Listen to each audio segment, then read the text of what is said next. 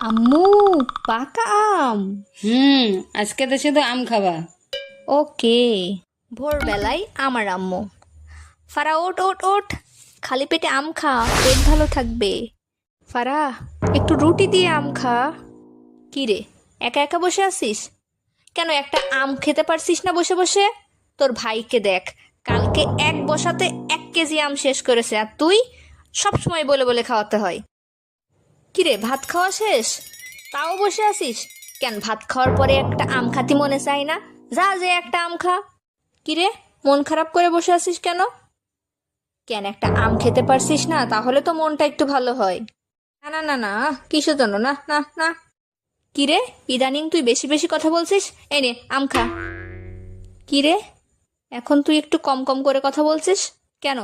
এই নে আম খা। চোখে একটু কম কম দেখছিস? এই নে আম খা। চোখে বেশি দেখছিস মনে হচ্ছে। এনে আম খা। ফারা, তুই কোথাও যাচ্ছিস?